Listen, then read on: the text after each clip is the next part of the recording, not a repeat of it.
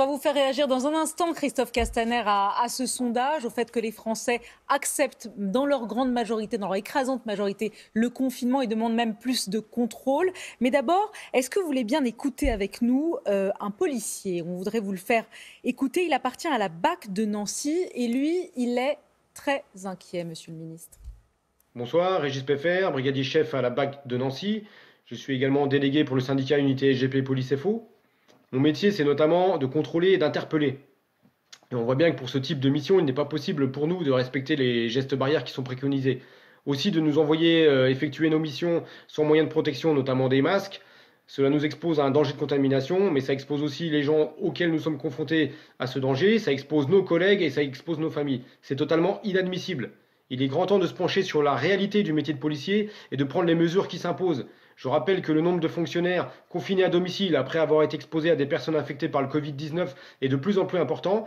Et je précise que ces collègues ne seront pas testés, ce qui signifie que nous ne serons pas dans la capacité de savoir lesquels seront aptes à reprendre du service et lesquels devront rester confinés. Donc je pose la question, une fois que tous les policiers seront en confinement, qui va occuper le terrain ? Qui va occuper le terrain, Christophe Castaner? Que lui répondez-vous, alors même qu'on apprend aujourd'hui que plusieurs syndicats de policiers menacent si on n'a pas de masque, on arrêtera les contrôles? Qui va occuper le terrain? Les policiers, les gendarmes, les pompiers, qui ont le sens du service public, de l'engagement, et je voudrais les saluer. Mais ils ont des inquiétudes, et l'inquiétude que l'on vient d'entendre, elle est légitime.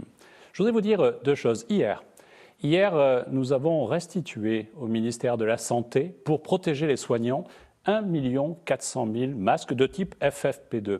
Mais dans les jours qui ont précédé, j'ai distribué, nos services ont distribué près de 800 000 masques chirurgicaux pour la police. Et les images qui accompagnent mon propos montrent des policiers qui ont des masques pour la police au moment des contrôles, avec une doctrine précise qui a été établie par les professionnels de santé, qui est de dire qu'il faut certains types de masques dans le milieu sanitaire, dans le milieu de santé. Vous en avez longuement parlé pendant la première partie. Et évidemment, il était normal que nous restituions ce stock pour accompagner l'engagement des blouses blanches.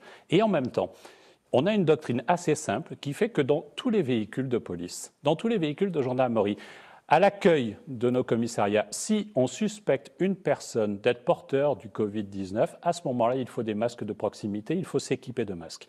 Et donc, ce sont les gestes barrières, ces masques-là, qui permettent de sécuriser. Et donc, c'est, je crois, important d'avoir cela en tête et d'avoir en tête que près de 800 000 masques ont déjà été distribués pour équiper dans la proximité nos forces de sécurité. Hier, les gendarmes ont perdu le premier des leurs. Et au même moment, ils remettaient le million de masques qui étaient en leur possession et les policiers ont fait la même chose. 100 000 masques avaient été achetés de type FFP2, mais nous les avons remis aux autorités médicales pour protéger la santé et pour protéger les Français. Donc moi j'ai confiance, j'ai vraiment confiance dans nos policiers, dans nos gendarmes, dans nos pompiers, parce qu'ils ont le sens de l'engagement et les Français comptent sur eux et ils ont raison de pouvoir compter sur eux.